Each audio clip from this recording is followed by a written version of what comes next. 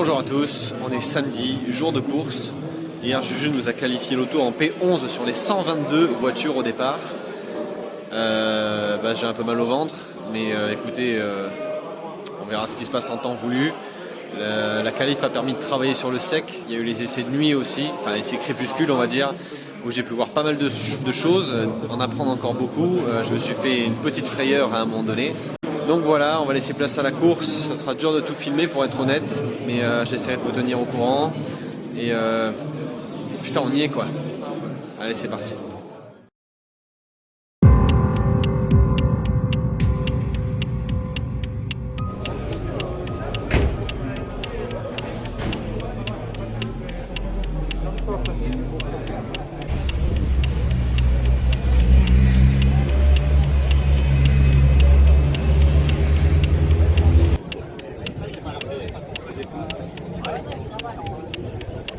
Chaque sortie est une expérience, j'apprends à chaque fois. Maintenant c'est très difficile parce que forcément tout est dynamique, Je ne suis pas dans mon salon assis à ne pas bouger.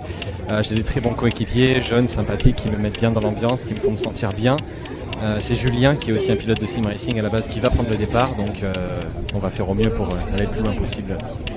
Allez, merci Maxime, un des nouveaux pilotes ici au départ.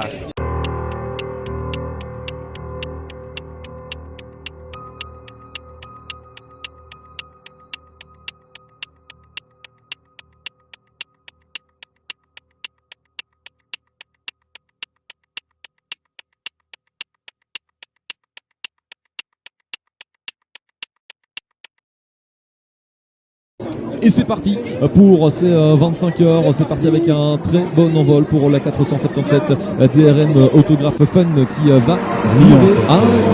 Pardon, c'est la Milo, pardon. Merci Grégory, bien vu, il y avait de meilleurs yeux que moi sur ce coup-là. C'est effectivement la Milo, déjà un changement de leader et déjà forcément des passages un petit peu compliqués au niveau du réglage. Premier freinage dans quelques secondes maintenant du côté du virage des cons, parce que la 480 Milo Tour d'Or, regardez, ils sont quasiment à 4 de front là-bas au niveau du premier freinage des comptes, qui va virer en tête. Je me demande c'est pas la DRM Autographe, on en a deux, qui va virer en tête avec un accrochage et notamment au niveau de ce garde Milo. Je me demande si c'est pas la 280 et la 480. De twee Milo-auto's tegen elkaar op het einde van het rechte stuk, de 280 en de 480. Hopen voor hen dat daar geen schade is. We denken de twee.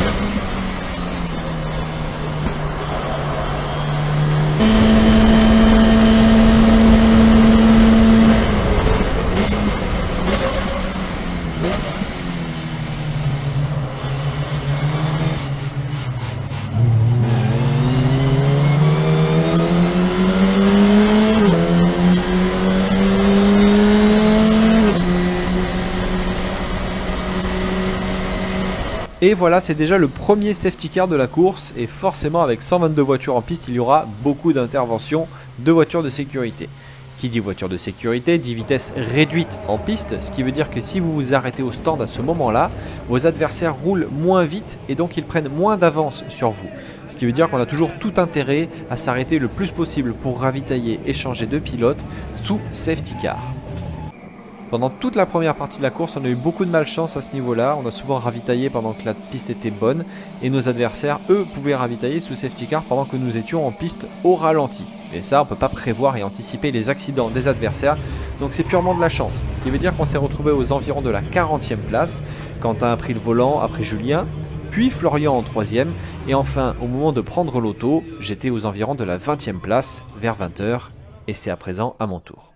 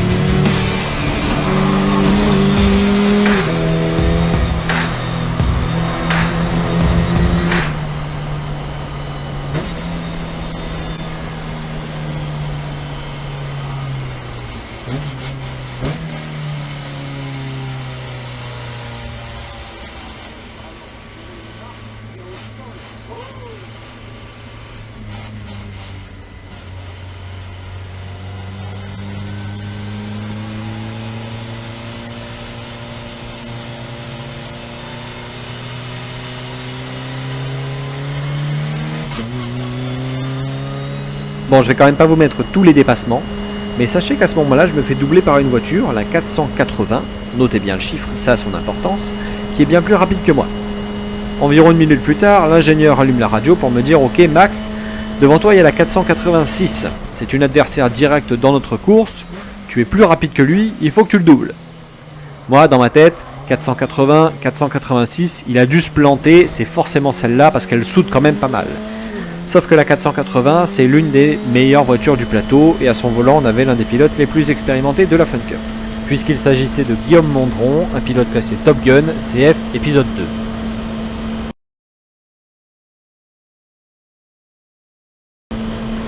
Du coup, on a tous les deux doublé la 486. Moi, je m'en suis même pas rendu compte. Et je me suis dit une seule chose, s'il passe, je passe. Donc j'ai foncé. C'était un petit peu qui tout double, c'était un petit peu au chausse-pied. On rentrait dans la nuit, j'avais pas la rampe de phare donc j'y voyais pas grand chose. Je le voyais faire, il se mettait un petit peu dans le rouge. Moi je roulais honnêtement un petit peu au-dessus de mes pompes. Mais honnêtement la Fun Cup c'est un petit peu comme ça que ça se passe aussi. Mais là quand même à la fin je dois avouer que j'avais presque hâte qu'on me dise de rentrer au stand parce que je me disais à un moment donné ça va pas passer. Sauf que pour gagner une course de 25 heures, il faut aussi prendre des risques comme ça parce que c'est dans le trafic qu'on fait les plus grosses différences. Donc honnêtement, là à ce moment-là je peux vous dire que j'étais à 110, 120, 130%. C'est aussi à ce moment-là que j'ai aussi réalisé la meilleure performance de mon week-end avec mon meilleur tour. Et pourtant quand on regarde le tour, je vous jure que il y a quelques grosses tâches au milieu. Enfin bref, je vous laisse avec ce remorquage de 480 qui était censé être la 486 mais qui m'a bien aidé au final. C'est parti.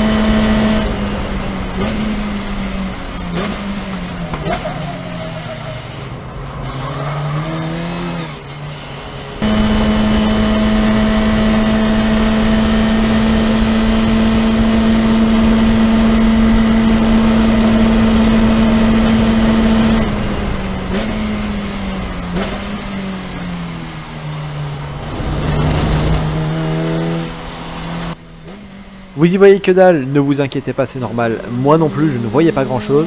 Comme je vous ai dit, on n'avait pas monté la rampe de phare additionnelle. On peut la mettre quand on veut en fait, cette rampe de phare. On va la monter au prochain relais parce que moi là clairement j'y voyais plus grand chose. J'avais le palpitant au plafond et comment vous expliquer que là quand tu es un petit peu plus oxygéné du tout, tu commences à faire des conneries. Donc j'étais presque bien heureux d'entendre Box Dislap. Vous voyez, et je vais rendre l'auto tout de suite pour la nuit à mon coéquipier suivant.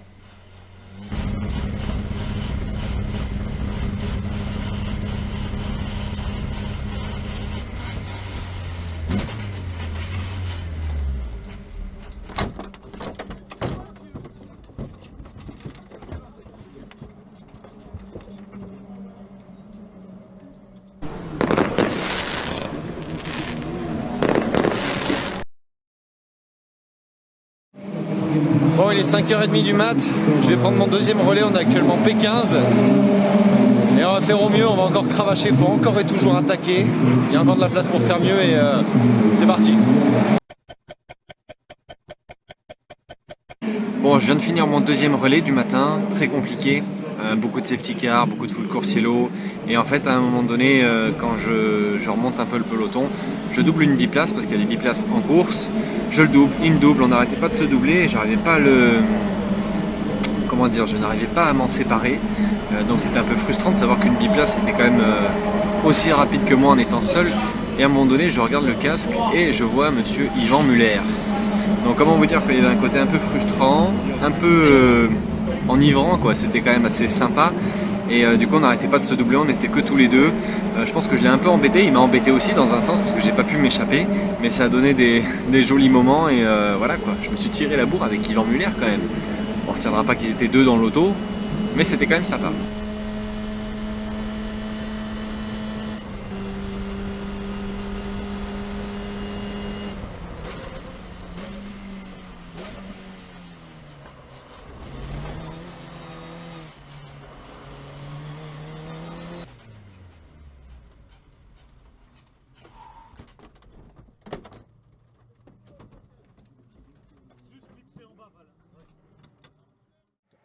Merci Réginal, alors que l'on accueille Maxime Batifoulier, le pilote de la 199 sur la DRM Credeco. Vous venez du Sim Racing, leader en pur pour l'instant. Début aux 25 heures de Spa-Francorchamps, 25 heures Fun Cup. Ça se passe comment, troisième course en sport auto seulement pour vous? Donc ouais, Julien, Quentin et Florian sont des très très bons pilotes qui sont des têtes d'affiche de la catégorie, que ce soit en pur, en fun, n'importe où quoi. Depuis le début de la saison, ils se sont vraiment tous révélés. Donc rajouter un équipage pareil qui performe, forcément, on a des attentes envers soi-même et l'équipe en a un peu aussi. Et j'ai envie de bien faire et surtout de ramener la voiture entière pour que mon coéquipier suivant puisse se régaler. Donc l'essentiel est là.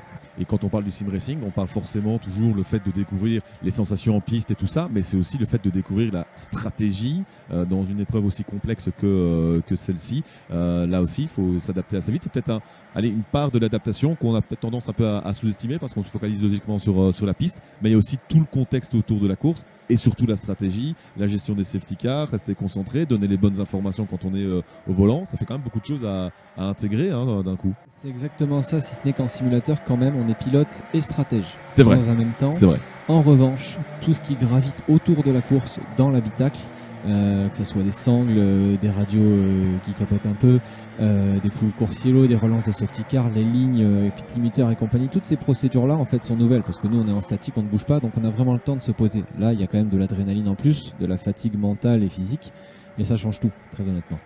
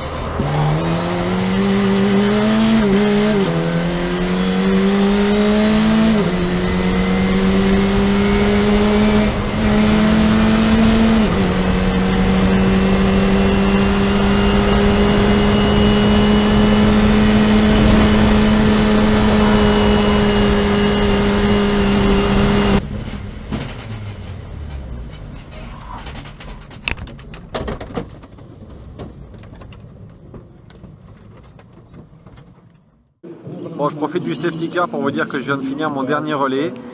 C'est plus entre mes mains maintenant, on est P9. Moi j'ai bien roulé, je suis content de moi, j'ai ramené la voiture en entière à chaque fois. Donc maintenant que les dieux de la mécanique sont avec nous. Dans la classe pure, soit les pilotes qui n'ont que la VF1 Cup comme expérience. La numéro 199 DRM Crédeco était pointée comme la grande favorite. Quentin Denis, Florian Van Doren, Julien Chêne et leur équipier Maxime Batifoulier n'ont pas déçu. Ils terminent dans le top 10 du classement général et remportent leur catégorie.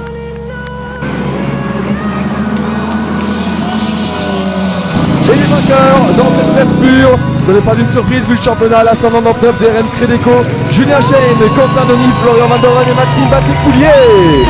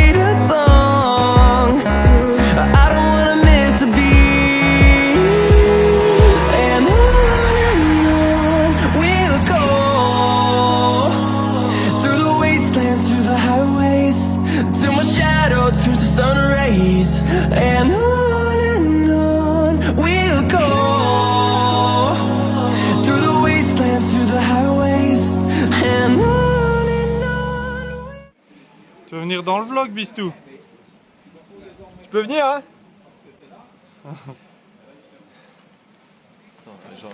Bon, je crois que ça signe la vidéo de fin de Mission 25 heures de Spa. On est avec Juju, voilà, qui a initié la chose en m'appelant il y a bien longtemps. Et puis, J'ai planté la petite graine. il a planté la graine et aujourd'hui, voilà, vous avez les belles plantes qui sont là. Donc, juste merci à tout le monde, merci à Julien. De rien, mon pote. Je reviendrai sur les remerciements plus en profondeur très bientôt. Et voilà, ça devait être la fin du blog sur le podium de Spa-Francorchamps. Et à très bientôt. Ciao.